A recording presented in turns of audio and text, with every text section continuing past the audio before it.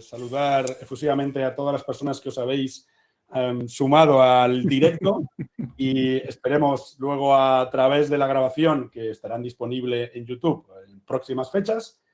Y deciros que contamos hoy, tenemos la suerte de contar con nosotros como invitado a Jordi Civit, que es experto en ciberseguridad y privacidad. Y por lo que hemos podido hablar fuera de grabación, uno de los últimos resistentes en este duro mundo de la gestión de los acrónimos indescifrables, ¿no? De la OLOPD, la RGPD, el Esquema Nacional de Seguridad y, como dirían al otro lado del Atlántico, de todas esas vainas. BCRs, SCCs... Ya, PCIs. Muy buenas tardes y muchísimas gracias por tu presencia hoy con nosotros. Bueno, gracias a vosotros y a toda la comunidad por mostrar interés en un aspecto que para mí es fundamental para la sociedad, como puede ser la gestión de la privacidad. Y como padre de 3 hijas, ya estoy dando datos personales que no debería dar, pues fundamentalmente para que los centros educativos, que al final son, digamos, el punto de creación de una nueva sociedad, pues puedan infundir o puedan difundir la gestión de la privacidad y seguridad de la información dentro de estas nuevas generaciones. Ya doy nuestra generación, que ya casi está más cerca de los 50 en mi caso que otros, ya lo doy por perdida. Les confío que las nuevas generaciones sí que valoren de forma adecuada la privacidad de la información, ¿no? Yo lo veo complicado eso, ¿eh? Se ha pedido... Parece justo lo contrario, que vamos hacia el otro extremo, ¿no? Con tanto TikTok y con tanta emisión en directo de todo lo que haces en cualquier momento del día. Aquí, al final, y comentándolo con algún responsable de los centros educativos de mis hijas, yo siempre digo lo mismo. Esto no es algo que podemos dejar en manos de los centros educativos exclusivamente. Esto es un tema cultural, un tema de educación en el ámbito familiar y el cómo se gestionan los dispositivos electrónicos a día de hoy. A mí, ir a un restaurante y encontrarme con niños de 2 años o 3 años con una tablet encima de la mesa, pues jugando en juegos online, ya no digo jugando juegos en local y tal, sino juegos online, o que tengan ya redes sociales con 6 años algunos niños porque a los padres les hace gracia que suban vídeos bailando, disfrazándose o lo que sea, a mí me da pena, sinceramente. Pero es un tema que efectivamente no podemos recaer la responsabilidad en los educadores, pero sí que formáis parte de ese batallón de sensibilización, o ese batallón de poder dar información y formación a las familias, ¿no? Aquí al final los responsables somos los padres y tutores, eso no queda lugar a duda, pero muchas veces por ignorancia, en otras por cultura, eso es inevitable, no se toman las acciones adecuadas. Pero, ¿difícil remediación? Sí, o sea, estoy de acuerdo con Pablo que aquí en este sentido parece que vamos hacia atrás, pero bueno, aún creo, cuanto más jóvenes son la sociedad, más maleable es, ¿no? Más se puede corregir según qué situaciones, ¿no? Así como nos vamos haciendo mayores, bueno, en este caso, cuando nos vamos haciendo mayores, vemos las consecuencias muchas veces de todo lo que hemos hecho cuando éramos jóvenes y de lo que hemos dejado en las nubes o en las redes sociales y que nos arrepentimos. Entonces, o por choque, o sea, ahí también podemos aprender por choque, ¿no? Pero bueno, Jordi, una primera reflexión no muy positiva, lo sé. Pero... No, ya vamos viendo por dónde va la cosa. Jordi, te voy a preguntar, yo creo que ya es la respuesta, pero vamos a empezar por ahí si os parece. Espera, déjame un segundito, Pablo, porque no está en el guión, No voy a quejarme por ahí. Es que han intentado, tengo que decir a las personas que nos están viendo que Pablo y Balbino han intentado guionizar esta sesión. No, guionizar no, hemos intentado melonizar. No, estoy arriba, Balbino, yo te veo arriba. No señales hacia la ventana de al lado, macho. Es que fíjate. Brady, ¿no? Hostia, espera, claro, cada uno estamos en un sitio. Entonces, Pablo ha dicho, dejadme que le haga Jordi yo la primera pregunta, porque así, venga, fenomenal. No está en el guión, según dice. No, de momento. Siempre me gusta empezar por un poco las reglas del juego, ¿vale? La regla fundamental en todos los capítulos que hemos hecho es, vamos a estar 1 hora y me encargaré de que sea 1 hora. 1 hora 3 minutos, 1 hora 4, pero no vamos a estar hasta las 10, como muchos, bueno, como probablemente vosotros quisierais, ¿vale? La otra es, y hablábamos antes de la sesión, ¿vale? Y va a ser mi único rol aquí porque yo de estas cosas no tengo ni idea. Seamos pedagógicos, ¿de acuerdo? CDD, IPP, ¿qué tal? El Private Shell. Yo a veces pienso que sé inglés. Yo soy profesor de inglés y cuando habláis con esos términos no entiendo nada. Entonces os pediré que seamos, ¿sí? Y le pediré a los participantes que están en el chat que en el momento que algo se les escape, que no sean tímidos, no sean tímidas y escriban rápidamente. Repite. ¿Vale? ¿Estamos de acuerdo? Pablo, dale fuego. Bueno, voy a cambiar la pregunta después de todo lo que has dicho porque quiero empezar manteniendo la amistad contigo. Bueno, a ver, va, Jordi. No, es la que quería hacer. Realmente era una pregunta de chorra que tenía guionizada, que se la haré luego porque realmente es una chorrada, pero me parece interesante. Pero te iba a preguntar si tú tienes presencia en alguna red social digital a nivel personal. A nivel personal, tuve hace años, hasta el 2015-2016, sigo teniendo la cuenta, es cierto, pero no hago uso de redes sociales personales.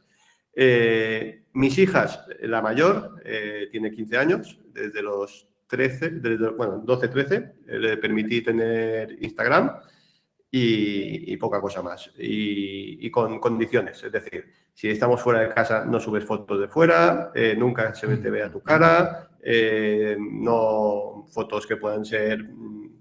Como decía, en alguna ocasión he dado cursos en colegios y tal, y me decía alguna niña, dice, no, es que se malinterpretan mis imágenes. Digo, sí, o sea, la culpa no es tuya, estoy de acuerdo, o sea, tú podrías expresarte de forma libre, pero bueno, también ves con cuidado qué tipo de contenido subís, ¿no? Entonces, bueno, a nivel personal no me aporta nada. Una red social, sinceramente, yo soy más de las relaciones personales. Si tengo amigos, pues, los tengo a mano, en persona. La gente del colegio, pues nos vemos una vez cada 2 años o una cosa así y me es suficiente. También es que soy un poco antisocial. A lo mejor eso también me ayuda, ¿no? Puede ayudar un poco, sí. No tengo muchos problemas, pero bueno, pues tampoco tengo la necesidad de dar a saber a la gente lo que hago o dejo de hacer. Me permite un capricho. Sí que hay un aspecto que es, me gusta correr y en las redes sociales de deporte, ahí se pueden ver mis actividades. Ahí sí que te gusta presumir de tu tiempo en el 10K, ¿no? Sí, bueno, ahí sí que me gusta presumir un poco, eso es cierto. Ahora estoy en fase de cribe, pero bueno, no pasa nada, ya se recuperará. ¿Pero por qué? Porque mi dirección, a ver, las nuevas redes sociales, Strava y demás, te permiten, digamos, difuminar tu punto de origen y tu punto final. Yo no lo tengo aplicado porque mi dirección se puede saber fácilmente a través de la empresa. O sea, es un dato público, por lo tanto, pues no estoy revelando información privada en ningún caso. ¿Se podrían derivar patrones de comportamiento de mis actividades de carrera? Os lo digo, salgo a correr a las 5:30, 6 de la mañana y vuelvo a las 7. A esa hora no hay secuestradores. Bueno, y hay gente en mi casa, o sea, tampoco no creo que haya ningún riesgo adicional, ¿vale? Entonces, de forma inconsciente, sí que haces una valoración de riesgos y un poco lo veremos después. Al final, todo el tema de privacidad y seguridad es justo eso, evaluar riesgos. ¿Qué puede ocurrir si? Y te planteas diferentes escenarios y decides cuál es el nivel de riesgo que estás dispuesto a... ¿Qué riesgo asumes? Efectivamente. Mira, se me ocurre una pregunta, un contexto para darle continuidad a esta idea que has lanzado, Pablo, de las redes sociales. Y es esos centros educativos que en el comienzo de curso hacen firmar a las familias un documento en el que optan por formar parte de la difusión que se hace de la actividad escolar a través de los perfiles de los centros educativos. Y, en fin, entiendo que es una declaración o una opción en la que... Es opcional, sí.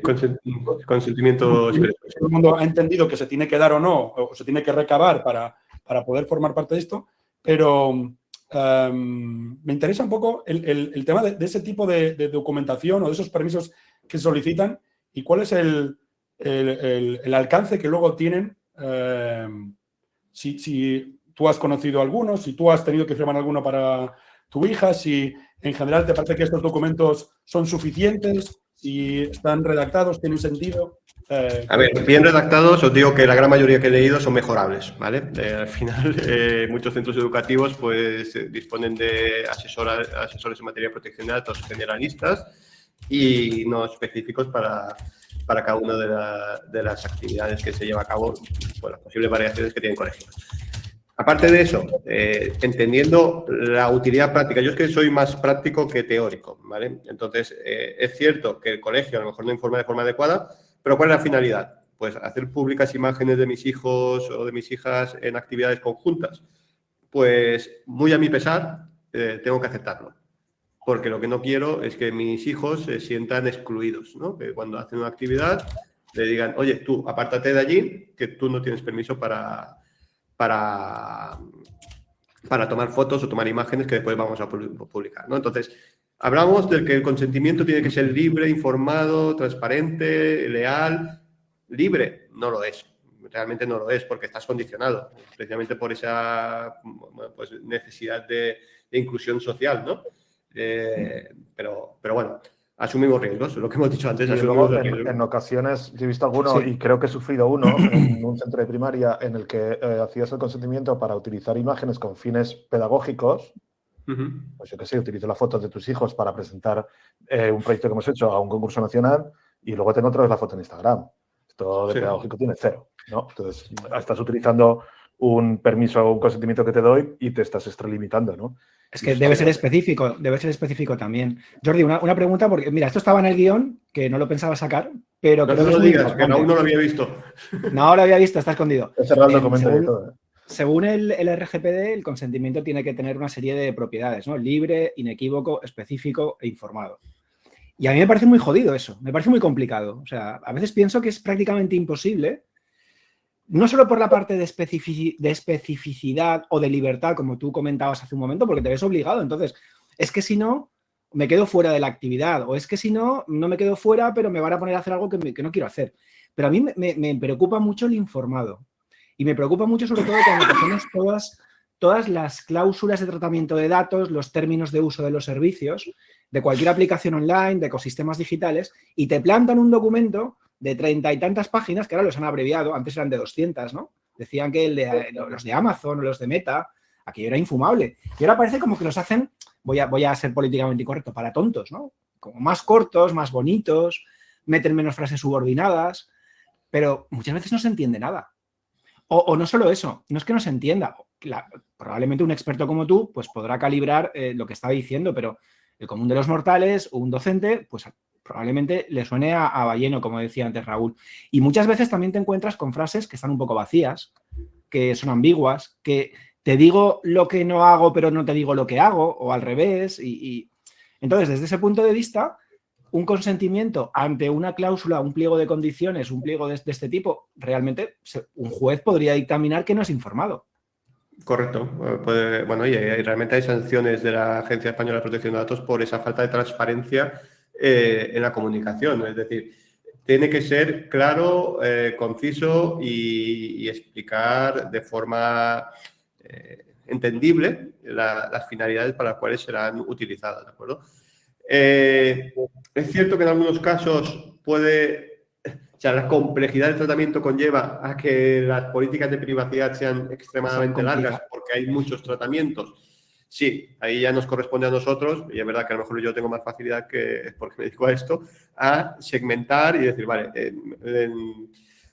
al final en la política de privacidad hay datos que son comunes a todos los tratamientos, ¿de acuerdo? O sea, la identificación del responsable, las medidas de seguridad aplicables muchas veces son las mismas, si hay cesiones a terceros en algunos casos, bueno, ahí sí que podría variar por tratamiento, los ejercicios de derecho, por ejemplo, ahí sí que serían comunes y tal, ¿no? Entonces, las que son comunes las analizas de forma común y después ya vas de forma individual a analizar tratamiento por tratamiento.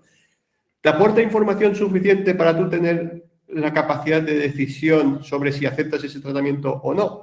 Es posible que no te aporte la información suficiente, por lo que decías tú también de la ambigüedad. Yo he trabajado para grandes empresas y ¿cuál es el objetivo de una gran empresa o en general de los negocios? Intentar hacer un uso cuanto más amplio mejor de la información recibida, ¿no? Eso de limitación del tratamiento, que es uno de los principios, limitar el tratamiento quiere decir solo tratarás los datos para aquello que has informado, se aplica de forma, digamos, pues ambigua. Es decir, oye, para la mejora de tu experiencia. ¿Qué es la mejora de tu experiencia? Pues la mejora de tu experiencia es recabar todos los consumos que has tenido en mi establecimiento, es poderte enviar un cuestionario de feedback de valoración, porque gracias a eso estoy mejorando mi calidad de servicios, es hacer un análisis de los consumos, tal, bueno, 1000 cosas. O sea, todo lo que te plantees en un colegio, la experiencia que puede ser, pues las notas de un alumno, pues puedes identificar los horarios de llegada y de salida, dependiendo de si un alumno más puntual saca mejores notas, aquel que tiene más ausencias suele tener unas notas más bajas. No lo sé. Eso cada negocio, cada sector tiene sus análisis, sus KPIs, Raúl, que son indicadores de rendimientos, ¿de acuerdo? Para poder valorar cómo mejorar o poder sacar tendencias, sacar información de estadística para poder ir haciendo cosas, ¿no? ¿Hay solución a esto? Para mí, habría la solución de intentar simplificar, pero va en contra de los intereses empresariales o negocios o en el caso educativo, pues a lo mejor si son centros educativos públicos es más complejo, ¿no? De encontrar algún beneficio adicional, pero en general, que es un poco la pregunta, está hecho adrede bueno, pues tener esas políticas tan largas y tal. La cuestión está resolviendo mayores. Y Jordi, en este sentido, Sí. como has comentado tú inicialmente, ¿no? Que pese a informar, pese a hacer firmar a las familias un papel, ¿no? Tú eres consciente, lo somos un poco aquí todos porque hemos analizado alguna de las, no sé si se conocen como sentencias o de, en fin, de Resoluciones. Exacto, las resoluciones de la Agencia Española de Protección de Datos sancionando algún centro educativo. Así, sabiendo que cada caso puede ser particular y sin analizar ninguna resolución concreta, ¿qué errores no debe cometer un centro? ¿O qué pautas crees tú que deben de seguir algún centro, así de forma, teniendo en cuenta todo esto que hablas de las características del RGPD, para evitar las sanciones? Sí, a ver, me sorprendió mucho la última resolución que compartimos de la agencia, en la cual sancionaba a un centro por no informar de los encargados de tratamiento que llevaba a cabo la organización, que era con Google Workspace, ¿no? Que el hecho de utilizar Google Workspace debía ser considerado un encargado de tratamiento y se debía informar a las familias, ¿no? Sobre ese tratamiento. Os digo así, o sea, ninguna de las empresas que yo conozco y que he podido evaluar, que son muchas, informa de forma individual de cuáles son sus encargados de tratamiento. O sea, tú con un encargado de tratamiento tienes una relación contractual donde estableces una serie de cláusulas, le llaman medidas técnicas y organizativas, TOMS, y ese encargado de tratamiento, en principio, respondes tú por él. O sea, te aseguras el cumplimiento por parte de ese encargado de tratamiento, ¿no? El encargado de tratamiento es aquella empresa que, no siendo tú, tiene acceso a la información que tú has recogido, ¿vale? Así por si a lo mejor el encargado de tratamiento no se sabía. Una cosita, porque estoy viendo en el chat muchos temas de fotos. A ver, cuando una familia toma imágenes en un festival o toma imágenes de diferentes alumnos, se considera que está en el ámbito privado, ¿de acuerdo? No es un ámbito administrativo, bueno, en vuestro caso educativo, ¿vale? Por lo tanto, no les aplica la LOPD. Es igual que si tú pones una cámara de videovigilancia dentro de tu casa, dentro, no fuera, fuera no podéis, ¿vale? Tampoco tienes que dar de alta, bueno, pues como en la Agencia Española de Protección de Datos, o no tienes que crear un registro de actividad de tratamiento, tal, porque estás en tu ámbito privado, ¿vale? Okay. Sí, para clarificar, porque he visto que ahí había algún tema de fotos y tal. Sí, no, pero sí que es curioso que estábamos comentando en el chat el hecho de que una familia puede no consentir que se tomen fotos de su hijo o de su hija en actividades del centro y, sin embargo, en esa misma actividad, si es en directo, en un salón de actos, a ese niño o esa niña hay 50 padres con el teléfono móvil grabando. Vale, mira, esto también es una discusión que tuve yo, bueno, en la empresa donde trabajé durante bastantes años. Claro, nosotros hacíamos actividades de grupo, ¿no? Entonces, hay que recoger el consentimiento, porque el consentimiento de imágenes para publicidad o para acciones comerciales no es uno de los consentimientos que se daba a los empleados. pero sí que hacíamos pues, eventos de empleados y esto se subía a redes sociales, ¿no? Ahí llegamos a la discusión, al acuerdo, que no puedo decir que esté sustentado por la ley, pero es, digamos, un acuerdo de práctico, ¿vale? Que si alguien se pone delante de una cámara de fotos de forma voluntaria y se identifica que la finalidad es la captación de una imagen con una finalidad empresarial, está dando su consentimiento expreso porque voluntariamente está haciendo una acción afirmativa, que es ponerse en una foto de grupo. Otra cosa es que lo podéis escoger de imprevisto, tal y cual. Si esa campaña publicitaria, comercial, de redes sociales, se limita a 1 o 2 personas, algo que, digamos, me aprovecho de tu imagen, en concreto tu imagen, para sacar un provecho empresarial en este caso, ahí sí que se les entregaba un documento informativo sobre tratamiento de datos y, sobre todo, cesión de derechos de imagen. ¿Vale? Porque aquí hay otro tema que no estamos comentando con el tema de las fotos, que son los derechos de imagen. O sea, dependiendo del uso que se les dé, si hay un beneficio empresarial, os podrían reclamar daños y perjuicios o beneficios obtenidos a través de esas imágenes, etc. Esto ya es otro tema, aparte de privacidad, pero también... Pero hablas con naturalidad de un debate, de una serie de soluciones que tomáis ante una situación que me parece un debate como muy, desde mi punto de vista, y desde el entorno en el que me he movido profesionalmente, tanto dentro como fuera de educación, me parece como que es algo muy avanzado y que lo estáis haciendo desde mucho conocimiento de lo que hay detrás, ¿sabes? En un cole, por lo menos en los que yo conozco, no creo que ese debate pueda estar encima de la mesa todavía. Claro, hilar pan fino, ¿sabes? Claro, en un colegio, lo que hablábamos antes, a ver, estáis obligados a tener un delegado de protección de datos. O sea, todos los centros educativos, por ley, están obligados a tener un delegado de protección de datos. En principio, contáis con esa opinión o con ese asesoramiento. Esta persona es la que debe tener ese conocimiento especializado. Es decir, yo he dedicado miles de horas a formarme, a analizar, a implementar en la organización el nuevo RGPD y al final, pues eso, vas adquiriendo con el uso, vas adquiriendo el conocimiento experto. Es verdad que vosotros no os dedicáis a esto, vosotros os dedicáis a educar, ¿no? Pero contáis con gente que en principio debería estar ayudándoos en todos estos conceptos y resolviendo todas estas dudas. La función del delegado de protección de datos no es otra que la de supervisar y asesorar. Entonces, aquí... A ver, prefiero no opinar, Raúl. La pregunta, ha hecho Juan Francisco la pregunta de qué ponemos de los profes tiktokers que están monetizando su trabajo de aula. Le he dicho a Juan Francisco que no opina porque no tengo nada bueno que decir. Entiendo que estos tiktokers no lo hacen en su tiempo libre y fuera del aula. No sé, la verdad que... Lo hacen dentro del aula y con estudiantes, amiguito. Lo hacen dentro del aula, efectivamente. Perdón. Vale. Pues yo tengo uno en la cabeza que lo que hace es absolutamente, o sea, es tremebundo, es una cosa absolutamente vergonzosa, como dice Celia. Celia preguntaba quién se supone que es ese encargado de protección de datos. Pregunta si es el equipo directivo, si es el delegado, el delegado de protección de datos. Hay que aclarar que ella está en un centro público y que es diferente cuando formas parte de un centro público de un concertado privado. Entonces, bueno, o sea, la obligación es para todos los centros educativos, ¿eh? Sí, lo que ocurre en una empresa privada, ¿no? Suele ser la consejería quien tiene a alguien específico para todos los centros. Para todos los centros. En la Comunidad Valenciana es así. En la Comunidad Valenciana todos los centros públicos tienen un delegado de protección de datos de la Dirección General de Tecnologías de la Información, que es alguien en concreto. Los centros privados deben designar a alguien y comunicarlo a la Agencia Española de Protección de Datos. Es decir, es un cargo además que te señala, eres tú. Pablo, ¿podemos preguntar quién es el delegado de protección de datos de tu centro? Pues imagínatelo. Sigamos. Imagínatelo.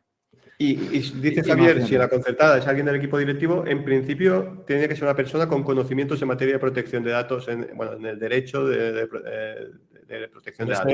La gestoría de turno que lleva de todo, incluido... 50.000. Jordi, una pregunta. Yo siempre he pensado que tanto el Reglamento General de Protección de Datos como la Ley Orgánica de Protección de Datos, que creo que es la 3/2018, me parece, la nueva, la de Garantía de Derechos Digitales. La 3/2018. Vale. Sí, siempre he pensado que son ambiguas, porque están escritas en lenguaje natural y cuando habla las medidas deben ser suficientes y proporcionadas, estamos en el ámbito de la interpretación que un juez puede hacer. De hecho, yo he visto alguna resolución de la Agencia de Protección de Datos que dice una cosa y otra un tiempo después que dice algo que parece que no es exactamente igual, incluso resoluciones judiciales que se contradicen con temas de cámaras de seguridad, por ejemplo, con el tema de la recogida, por ejemplo, de currículums. Y ahí, es decir, yo percibo desde, evidentemente, no soy ningún experto en el tema, aunque tenga que ser el delegado de protección de datos, porque no había otra persona y me dijeron, tienes que ser tú, y había que aprender un poco. Siempre me ha dado la sensación de que cumplir con seguridad al 100%, de forma que evites cualquier tipo de demanda, es muy complicado. Entonces, yo conozco algunos colegios de zona que tienen por eso la asesoría o el abogado que les hace la implantación y que van a soluciones de máximos. Soluciones de máximos para cubrir al cliente, para evitar que el cliente luego le diga, oye, que me ha venido un padre, me ha dicho esto y tengo aquí una multa. ¿Es esta percepción que es realista o quizás tengo ahí algún sesgo en el A ver, que el informático me revienta mucho cuando hay que interpretar ciertas cosas y no me lo dice clarito? Volvemos al nivel de riesgo. ¿Cuál es el nivel de riesgo que quieres asumir? Si vas a máximos, pues es posible que te evites cualquier tipo de sanción, pero es poco funcional en algunas ocasiones. Lo que tú dices es que la normativa es ambigua.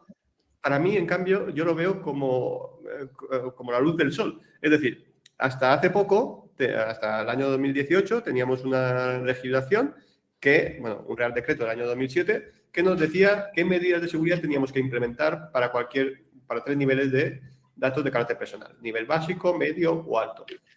Me da igual si tratas datos de alumnos de un colegio de 50 personas, como si tratas datos de empleados con acceso a infraestructuras críticas del Estado que pueden tener no sé qué, no sé cuánto, ¿vale?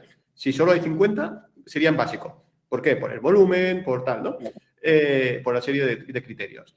Y ahí sí que te decían, tienes que cumplir con esta medida, esta y esta, ¿no? Eso entonces, es objetivo, ahí eso es un criterio estaba objetivo. esa graduación de riesgo. Es decir, oye, ¿cuál es el riesgo de que se me filtren los datos de estas personas o el riesgo de que filtren los datos de estas otras? Pues cambia bastante, ¿no? Con esta ambigüedad que tú comentas, hemos ganado las organizaciones, las empresas o colegios y demás, la posibilidad de determinar nosotros las medidas de seguridad a aplicar en cada tratamiento en base a este análisis de riesgo que tienes que llevar a cabo. ¿Qué ocurre? Que en ocasiones, has hablado de unas cámaras de videovigilancia, entiendo de un supermercado muy famoso en toda España, que tu criterio como empresa no cumple pues algún principio, pues en este caso, este supermercado, el de proporcionalidad, el de decir, oye, para conseguir este fin, yo voy a aplicar el caso que está comentando Pablo, es que un supermercado a nivel nacional implantó unas cámaras que hacían evaluación biométrica de todas las personas que entraban en su supermercado, con la finalidad, según este supermercado, de identificar personas que tuviesen una orden de alejamiento y poder generar una alarma, una alerta y activar los protocolos de seguridad oportunos. ¿Qué pasa? Pues que para detectar, pues no sé, 50, 100 personas que pueden tener una orden de alejamiento de estos supermercados, estabas procesando información de millones de personas, ¿vale? Entonces, lo que dijo la Agencia Española de Protección de Datos es principio de proporcionalidad. Te estás excediendo en el tratamiento para la finalidad perseguida. Hay otros medios, digamos, menos intrusivos para poder obtener el objetivo que persigues. ¿Lo sabes de antemano de una sanción? Pues muchas veces no. Bueno, hay un tema que se llama evaluación de impacto, que si en teoría haces un tratamiento de alto riesgo, tienes que comunicar y te sale que sigue siendo de alto riesgo a pesar de las medidas que aplicas, tienes que comunicarlo a la Agencia Española de Protección de Datos para que te autorice. No conozco a nadie que lo haya hecho. Es decir, es como llamar a la puerta del infierno y decir, oye, ¿tienes un sitio para mí aquí? Y me quedo ya, ¿no? Es como... Llamar a la puerta del infierno, efectivamente. Dices, bueno, cuanto menos se sepa, mejor. Entonces, bueno, pues en este caso pues se llegó a un acuerdo con este supermercado, se retiraron, le pagó la multa y todos contentos. Esta ambigüedad que comentas, pues justo a nosotros nos da herramientas para eso, para poder determinar medidas de seguridad específicas dependiendo del riesgo o de las actividades de tratamiento que se lleven a cabo. Claro, pero estás hablando de proporcionalidad. Yo cuando tengo que coger un avión, yo estoy 4 horas antes y a mí me parece muy proporcional porque pueden pasar muchas cosas. Mi mujer está 1 hora y media antes y me dice que soy un exagerado. En fin, yo qué sé, manda yo, ella. yo llego cuando ya está el embarque empezado. Imagínate, tu umbral de riesgo, eso es como Claro, Balbina. Balbina y yo nos hemos encontrado en alguna cola así ya empezar el embarque. Claro, a mí eso, que tengo la cabeza muy cuadriculada, me produce una inquietud tremenda que alguien evalúe, y efectivamente has comentado, en el caso de las cámaras está muy claro, ¿no? Pues evidentemente, si para hacer esto tengo que grabarle el careto a todo el mundo, parece razonable suponer, pero parece, es decir, no está cuantificado, no es cuantificable por naturaleza. Eso hace que estés un poco ahí. Pablo, es que hay otra cosa que no he comentado, es que ahora, digamos, el peso de la prueba recae sobre ti. O sea, con la anterior legislación, Estupendo, la gente tenía que demostrar que tú incumplías. Ahora no, Muy bien. ahora tienes que demostrar que tú cumples, ¿no? Entonces es un Como poco con más Hacienda. complejo. Sí, efectivamente. Como cuando Por vienes a defecto hacer eres educativo al culpable. centro. Ahora vamos a empezar a analizar la información que me facilitas y a ver si te eximen o te hacen una advertencia y ya está. Los que trabajáis en un colegio público, que lo sepáis, no podéis recibir sanciones económicas, ¿vale? Las sanciones económicas solo es a empresa privada. La pública, pues como el dinero es de todos o no es de nadie, según quien lo diga, pues no hay intercambio económico por las sanciones, ¿de acuerdo? Es una reprimenda y punto. Pero bueno, lo suyo es intentar cumplir y que no te reprimendan, ¿no? Que no te reprendan. Pero bueno. Fenómeno. Llegamos a la mitad de nuestro capitulito, de nuestra sesión. Y ya os he avisado que estaba Miguel Ujeda entre nosotros y que nos debemos al jefe y hace una pregunta súper relevante. Dice, dispositivos facilitados por el centro en horario no lectivo y utilizados en casa, donde la capacidad de filtrar lo que hace el estudiante con ese dispositivo pues es más limitada, evidentemente, si es que hay alguna. ¿A quién compete esa evaluación de riesgos? Es decir, a ver, entiendo que la pregunta aquí hay que tener en cuenta... El centro sigue siendo responsable de lo que ocurre. Aquí hay que tener en cuenta de quién es el dispositivo. Si es adquisición de la familia o es del centro. Vamos en el caso que sea... la familia, Jordi, que es la mayoría de los casos. En la mayoría de los casos, si el Chromebook va para casa, en el 90% de los casos es porque lo ha comprado la familia. Entonces es un dispositivo de uso personal. Es un dispositivo de uso personal y desde mi perspectiva, después ya puede venir la agencia y decir lo contrario. Pero desde mi perspectiva es un dispositivo de uso personal y tiene que ser supervisado por los padres. Es cierto que hay la plataforma de Google Workspace o Classroom o no sé cómo se llama, que puedes poner una serie de limitaciones y de filtros y puedes hacer una supervisión del uso y tal. Yo, por ejemplo, en el colegio de mis hijas, que es público, creo que tienen como una limitación que por horas, de decir, oye, pues en horario lectivo se puede hacer uso de estas funcionalidades y fuera de horas creo que no se pueden enviar correos electrónicos o aspectos así. O sea, puedes entrar en Classroom y hacer los ejercicios, pero hay ciertas funcionalidades que están capadas o limitadas, ¿vale? Es el cortafuego, familia.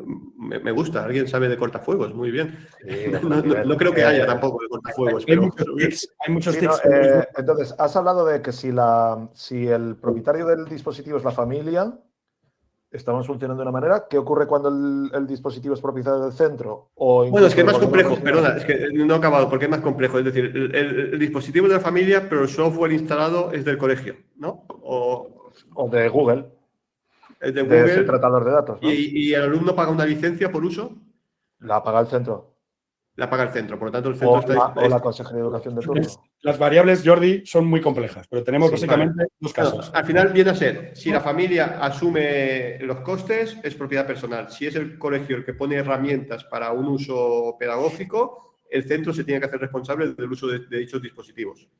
¿Vale? Viene a ser un poco el resumen muy resumido. Lo que suele ocurrir cuando hablan de cortafuegos, Jordi, lo que suele ocurrir en la práctica es que ninguna institución suele poner en manos de las familias un dispositivo adquirido por la Consejería de Educación de turno sin una herramienta de terceros que se encarga de la gestión de la navegación, ¿vale? La navegación lleva un filtrado y suele ser el caso habitual. Luego hay otros muchos casos en los que son las familias las que adquieren el dispositivo y en la mochila digital que adquieren como el dispositivo no hay incluida ninguna herramienta que gestione la navegación fuera del horario escolar. Dentro del horario escolar lo gestiona la propia conectividad del centro, que si es público pasa por los cortafuegos de institucionales, etcétera, pero fuera de los centros, hay veces que no se adquiere esa licencia de terceros que facilita el filtrado. Entonces, la pregunta es si el hecho de haber sido la familia la que adquiere por completo el dispositivo, ¿vale?, cambia algo con respecto a cuando es la institución que adquiere el dispositivo y lo cede préstamo temporal a la familia. Desde mi perspectiva, sí cambia. Y me gustaría contestar a Celia en concreto, porque me gusta la pregunta que ha hecho. Celia dice, ¿cómo me hago yo responsable de que los niños hacen en su casa con el Chromebook fuera del horario escolar? No lo eres. Celia, lo primero, con medidas técnicas, ¿vale? He pasado con un alumno que pasaba la noche entera viendo vídeos de YouTube. Yo conozco algún caso de algún niño que se ponía a dormir a las 6 de la mañana y se levantaba a las 8 jugando y cosas así. Miedo da. Celia, primero, medidas técnicas, lo que hablamos, herramientas que impidan hacerlo, pero en su defecto, en caso que no tengas acceso a estas medidas técnicas, conocéis, entiendo que en general es un tema de cultura general, cuando alguien viaja a Estados Unidos, en la frontera, te preguntan si tienes intención de atentar en territorio estadounidense, americano. Si contestas que sí, ya sabes que no vas a entrar. Si contestas que no, pasas. ¿Qué pasa si atentas en territorio americano? Que los funcionarios de fronteras y aduanas han cumplido con su obligación de chequear, ¿vale? De analizar si vas a atentar o no. Eres tú que has mentido. Por lo tanto, la responsabilidad es tuya, no de los funcionarios, ¿vale? Trasladándolo a los centros educativos, aquí es decálogo de uso responsable. Sabéis que hay algunas páginas, ahora no tengo a mano ninguna, pero sabéis que hay algunas páginas de Kid for Safe o cosas así, ¿no? De navegación segura para niños y tal, donde hay una serie de documentos. Aquí, Miguel, muy bien, el documento de aceptación de las condiciones de uso del dispositivo que ha cedido al alumno, ¿vale? Y en las matrículas también, a ver si van a hacer algún atentado en el colegio, ¿no? Entonces, ¿es efectivo el control? En mi opinión, no, porque no es un control que evite que hagan un mal uso. Pero sí que es un descargo de responsabilidad hacia ti, porque tú ya les has dado las instrucciones y son ellos que incumplen esas instrucciones, ¿de acuerdo? A mí me gustaría que fuesen más técnicas para prevenir y no para, digamos, actuar con posterioridad, ¿no? Pero si no hay medios, no hay medios. Entonces, bueno, claro, fundamental, creo, acompañar esto con pedagogía a las familias, de bienestar digital, de uso razonable de la tecnología, etcétera, etcétera, claro. Sí, yo por ejemplo, en el colegio de mis hijas, en dos de ellas, que es un centro de educación primaria, de infantil y primaria, pues una vez al año pues voy y hago una charla allí a las familias. ¿Qué pasa? Que pues por ejemplo, el último eran 40 invitados, y se presentaron 10 y a la media hora se fueron 5. Es decir, lo que hablábamos al principio. O yo soy muy mal orador y muy mal presentador, o es un tema que no interesa. O sea, falta cultura digital en las familias y es necesario, digamos, si incumplen las familias tampoco pasa nada, ¿no? Falta esta cultura y educación. Es decir, el colegio más no puede hacer, convoca a las familias, pone un espacio, dedica un tiempo a esa, digamos, sensibilización de materia de seguridad, pero la gente o sabe o cree que sabe mucho o es un tema que le resulta poco importante. Vale, y una pregunta. Bueno, un inciso muy rápido, y es que comentabas que de los 40 fueron 10 y luego se quedaron 5. Nosotros tenemos normalmente unos 36 participantes en las Geek Sessions y estamos en 24. No sé si esto es porque el día es malo, o no sé qué ha pasado. Estaba mirando ahora. Segunda pregunta. No se ha ido nadie, Pablo, no se ha ido nadie. Son los 24 que están. No, porque son fantásticos y maravillosos y los quiero a todos, para que veáis que también que no solo les ha hecho Qué fuerte.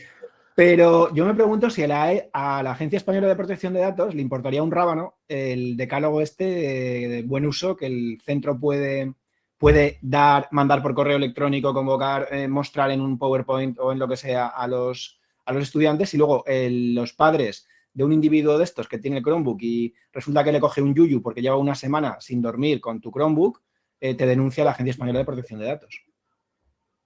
Pues No sé si la pregunta es... Basado en hechos reales, por otra parte. No has hecho una evaluación de riesgo, no has hecho la adquisición del producto que necesitabas pues para ese control fuera del horario y te pueden decir que no has aplicado todas las medidas técnicas que estaban a tu disposición para llevar el control. De todas maneras, pues lo que comentamos al final, estoy hablando con el representante jurídico, me decía, dice, tú dame argumentos para después presentar, ¿cómo se llama esto? Cuando te ponen una sanción, después poder reclamarla o apelar, o ir... ¿no? Apelar, efectivamente. Sí. Tú dame argumentos. Hacer alegaciones para enviar alegaciones. Para poder apelar, ¿no? Es un poco... Estaría muy bien, molaría mucho que alguien hiciera una estadística de las resoluciones sancionatorias, ¿está bien dicho? Sancionantes. Sancionadoras, eso es, sancionadoras, que emite la Agencia Española de Protección de Datos y de ellas cuántas prosperan y cuántas admiten alegaciones. Me gustaría saber el grado en el que, si es que eso está calculado. ¿Qué pasa? Que, hay estadísticas, ¿vale? La Agencia Española de Protección de Datos cada año saca un análisis de sanciones y demás. Esta del colegio me sorprendió, pues la primera que yo tengo constancia. A nivel individual o a nivel, digamos, de pequeña empresa y tal, no son un gran número de sanciones. Casi siempre pues, van a entidades financieras, aseguradoras, telecos... Bancos. Operadores móviles, o sea, las sanciones se centran más en grandes empresas que les sale a cuenta que en pequeños comercios o centros educativos o tal. A mí me sorprendió mucho la que llegó y tampoco comparto la opinión de la agencia en ese sentido, pero bueno, no podemos hacer. Claro, pero es que aún así, en el 2023, según los datos, y ahora sí que estoy leyendo aquí, según datos del Comité Europeo de Protección de Datos, en 2023 se impusieron multas en Europa por valor de 1.973 millones de euros. Multas a empresas. No mira España. España también lo tendrá. En España 29,8 millones de euros en España en 2023. A mí me parece una locura. Es decir, no sé hasta qué punto, voy a pensar mal. El supermercado que hemos dicho ya fueron 2 millones. O sea, imagínate, ve sumando. Ya tienen ahí un 10% prácticamente. Oye, me voy a atrever a hacer una pregunta, Jordi. Venga, va, tira. ¿Nos van a impedir utilizar Google Workspace en algún momento de nuestra vida? ¿O realmente estos movimientos pendulares... Bueno, yo lo veo así, ¿eh? De repente en Holanda parece que lo van a prohibir, luego viene el esquema nacional de seguridad y dice que si las cuentas Plus sí, pero las fundamentals no, que si las fundamentals no. Luego viene un padre o una madre, denuncia y parece que gana y una comunidad autónoma retira el cable y en la otra... Al final, ¿esto cómo está? Bueno, hay por ejemplo, para poner un poco de contexto, sí, a Pablo, ahora cuando hablamos del escudo de privacidad, ¿vale? Por no hablar de SRM2 o Privacy Shield, ¿vale? Hablamos de escudo de privacidad. Durante muchísimos años, al menos desde 2007, 2010 que yo he estado en este mundo, existía una cosa que se llamaba escudo de privacidad.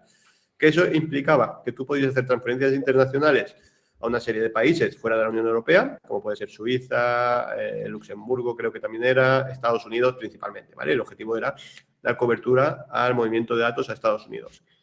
Con la entrada del reglamento, sabéis que en Estados Unidos está la NSA, la Agencia Nacional de Seguridad, son como nuestro CCN, nuestro Centro Criptográfico Nacional, que son miembros del CNI, de los espías, ¿vale? Pues la NSA tiene como precepto poder acceder a cualquier información de cualquier empresa en cualquier momento, sin tener que pedir una orden judicial ni tener que pedir ningún tipo de autorización previa, ¿vale? Esto a la Agencia Española a la Comisión Europea les pareció que era excesivo. Es decir, ¿dónde está la privacidad de los datos cuando otro país, otro estado, puede acceder a todos los datos de las empresas que están en nuestro país? Entonces, lo que se decidió fue cancelar ese escudo de privacidad y se impidió hacer transferencias internacionales fuera de la Unión Europea, ¿no? Por decirlo de cierto modo.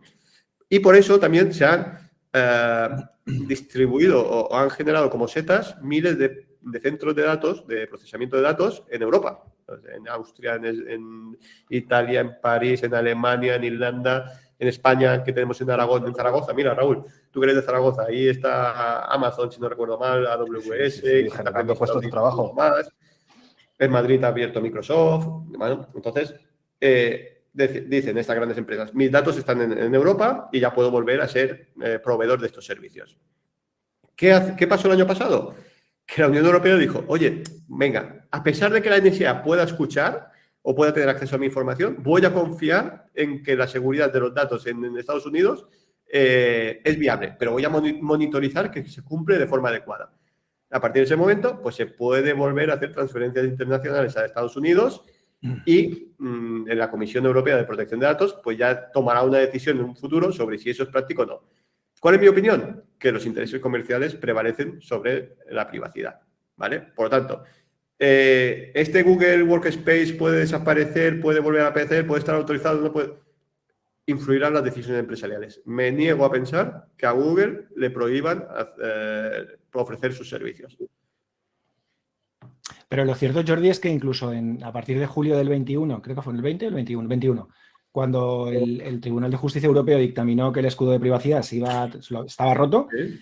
se siguieron todas las empresas, se acogieron a cosas como las cláusulas contractuales vinculantes, cláusulas contractuales, porque el fallo judicial no dijo que eso no valía, dijo que había que analizarlo. Yo siempre he pensado, y lo he comentado, que si un juez hubiera analizado de manera detallada las cláusulas contractuales tipo las normas corporativas vinculantes de determinadas empresas, lo hubiera tirado para atrás. Siempre lo he pensado. No pasó. A ver, las cláusulas estándar tipo es papel mojado. Es decir, es lo mismo que decíamos antes de los delegados de protección de datos genéricos que hacen un copia y pega y sirve para todos, ¿vale? Para mí, pues es, digamos, el comodín del público. Oye, pues creo unas cláusulas contractuales tipo que durante un tiempo estuvieron autorizadas, en principio después ya no están autorizadas, pero hubo gente que siguió utilizándola, ¿de acuerdo? A día de hoy ya no es necesario porque te cuesta lo mismo tener un data center en Europa que en Estados Unidos, ¿vale? Las normas corporativas vinculantes es otra cosa. Las normas corporativas vinculantes son para empresas que tienen sociedades en diferentes países, digamos, de aplicar de forma homogénea una normativa. ¿Por qué? Porque hay pequeños matices en la normativa europea que son adaptables por país.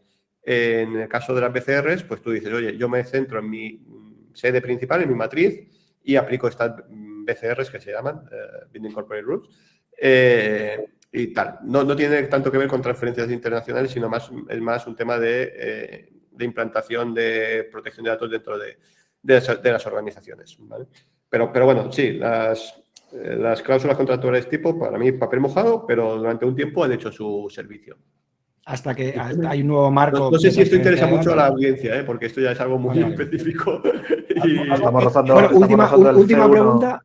Última pregunta y me callo. De balleno, Pablo, muy clara y me callo. Venga. Desde un punto de vista de la privacidad de datos, cuando tú tienes un encargado de tratamiento que es una empresa con sede en Europa, pero que tiene una matriz americana, ¿importa algo donde estén los datos? Quiero decir. Mucho, sí, efectivamente. Es decir, tratamiento de los datos se considera la recogida, manipulación, custodia, que sería, digamos, donde están los datos, modificación o transformación y eliminación, ¿vale? Cualquiera de estas fases es un tratamiento de datos, ¿vale? Lo que comentaba ahora Pablo es la custodia, la fase de custodia. ¿Dónde dejo yo los datos?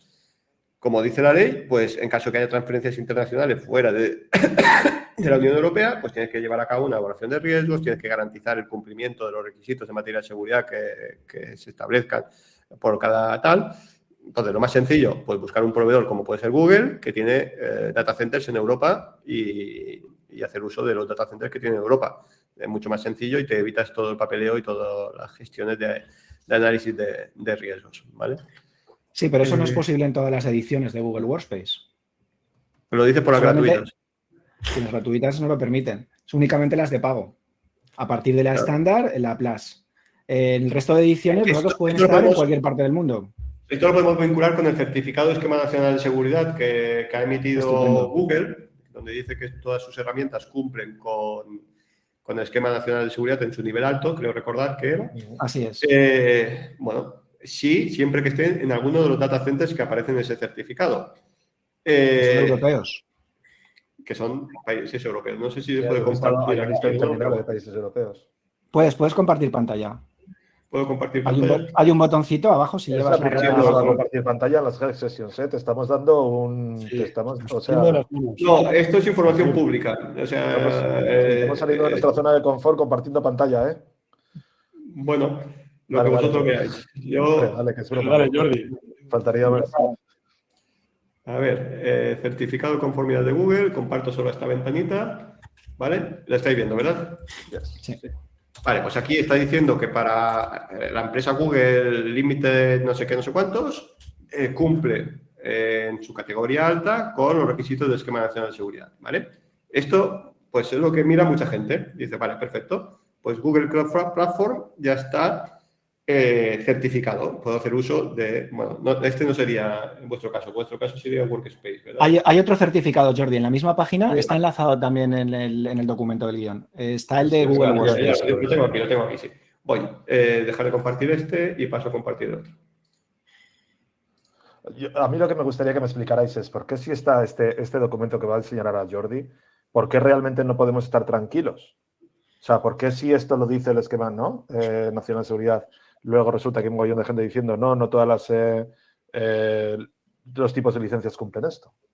Es que Bueno, por el tema de la ubicación de los datos, o sea, porque es verdad que aquí se analizan todos los servicios, o sea, si tú vas a mirar aquí, pues dice Google Classroom, perdón, Google Classroom está certificado y puede utilizarlo de forma segura. ¿Qué otra cosa podéis utilizar? Google Forms, a lo mejor, también lo utilizáis en los colegios, ¿no? Sí. Google Sites. Prácticamente también. todas, Jordi. Sí, todo lo que hay prácticamente lo podemos utilizar en un momento determinado. Vale, perfecto.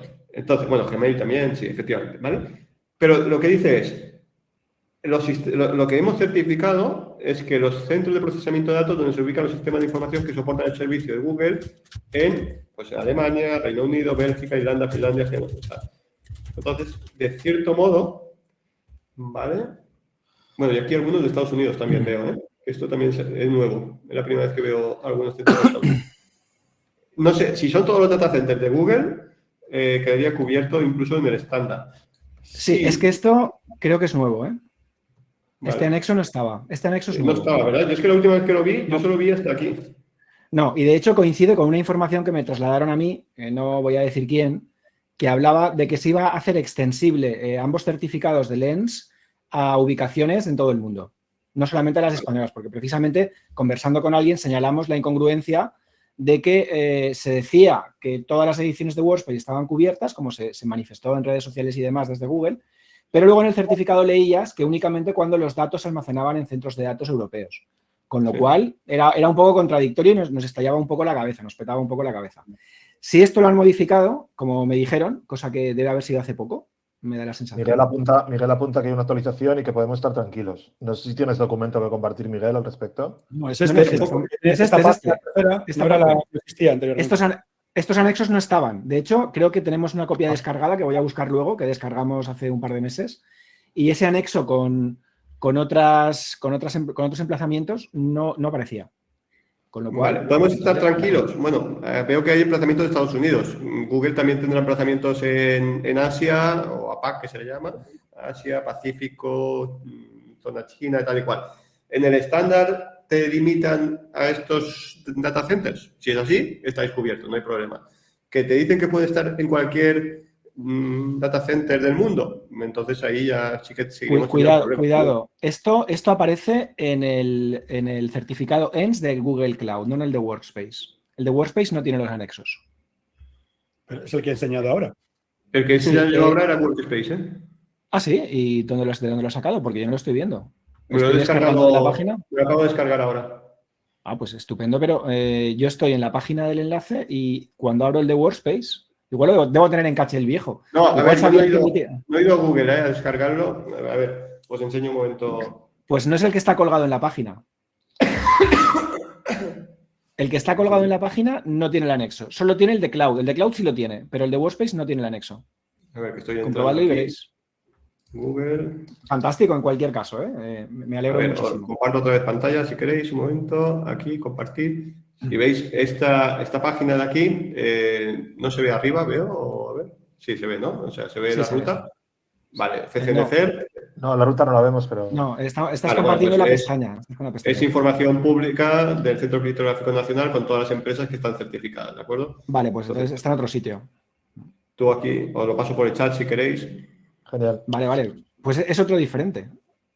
Pero Y es aquí el 18 de octubre. aquí estoy puedes viendo la fecha. contrastar, digamos, el último certificado. Veo que a lo mejor en su página web ellos aún no lo han El que- actualizado, pero si No, descargamos aquí y a ver... Jordi, lo que ocurre es que el de la página está cortado. El de la página es del 18 de vale. octubre también, pero no tiene el anexo. Vale. Bueno, al final esta información es pública que podéis consultar en la URL que estoy intentando enviar, pero que no me deja ahora. Perfecto. Aquí podéis consultar pues cualquier, pues por ejemplo, vosotros que sois universidad, bueno, aquí no sé si aparece la universidad. Bueno, pues España, Universitas 21, no. Universia.net. Es que la administración pública está en otra URL, ¿vale? No está aquí. APCRU, con los servicios informativos, no. Servicios académicos. Bueno, pues. Aquí sí que he sacado una estadística, preparando la reunión de hoy, donde analizaba el número de empresas que estaban certificadas en materia de seguridad tecnológica, ¿no? Que al final el Esquema Nacional de Seguridad es eso. ¿Os atrevéis a dar un porcentaje de cuántas empresas dentro de España se preocupan por la seguridad para llegar a estar certificados? Un De 5%. pymes, ¿eh? El 8. Un 0. El 1. El 0,03%. ¿En serio? Tenemos 2.900.920.000 empresas y solo 900 han pasado por un proceso de certificación. Y otro detalle, universidades públicas. ¿Cuántas universidades públicas hay en España? 50. ¿Cuántas de ellas que están obligadas han pasado el proceso de certificación? Es un porcentaje más elevado, ¿vale? Ahí os doy algunas. O sea, un 3, ¿no? Un 10%, 5 de 50. O sea, al final, ¿cómo hacemos la difusión de la seguridad de la información a nivel estatal, a nivel español? Y es un tema de cultura latina. Por reacción. Tenemos un incidente, actuamos. La prevención o la proactividad aún no ha llegado a nuestra cultura, ¿no? Aunque estemos obligados por ley, porque la ley lo establece, es algo que siempre dejamos para posteriores fechas, ¿no? Para algo... Siempre tenemos algún incendio que apagar antes que la seguridad informática, ¿no? Para cuando nos volvamos nórdicos, ¿no? O anglosajones, entonces lo haremos. Sí, bueno, viene a ser así. Bueno, por suerte, a nivel de empresas, pues la administración pública lo está exigiendo cada vez más. Es decir, si quieres trabajar conmigo, tienes que tener esta certificación y eso ayuda, pero lo hacen por obligación, no porque crean en lo que se hace, ¿no? Entonces es un poco, bueno, desde mi perspectiva un poco decepcionante, pero bueno, es la realidad. A mí me gustaría enlazar con una reflexión y ya acercándonos al final. Habías comentado que en alguna reunión de padres, de padres y madres, de familias, hay poca asistencia, que encima es un tema espinoso y que acaba generando el que se vayan la mitad de las que vienen. Pero existe otra realidad y es que, creo que tú también la has mencionado un poco de pasada, y es que hay otra gente que está muy sensibilizada con el tema y que obtiene en la causa de la privacidad y las pantallas y todo lo relacionado de cerca o de lejos con la tecnología una especie de razón de su presencia o de su voz, ¿no? Lo reivindican como algo propio y es casi una manera de relacionarse con todo lo que tenga que ver con el centro educativo. Y en las sentencias que yo conozco, las resoluciones, mejor dicho, que yo conozco de la Agencia Española de Protección de Datos, en las que se ha llegado a sancionar a centros educativos o incluso a administraciones educativas, en general, siempre los problemas o tienen que ver con la selección de tecnología y que ésta no cumpla con determinados estándares, sino con los problemas a la hora de informar correctamente a las familias. Casi todas, tú has mencionado alguna resolución que habla de Workspace, pero en esa misma resolución la sanción no llega solo por Workspace, llega porque también desde el dispositivo o con la cuenta que se le facilita al alumnado pueden acceder a otras herramientas y que esas herramientas van a hacer un uso de los datos sin que las familias hayan tenido un conocimiento adecuado. Y Correcto.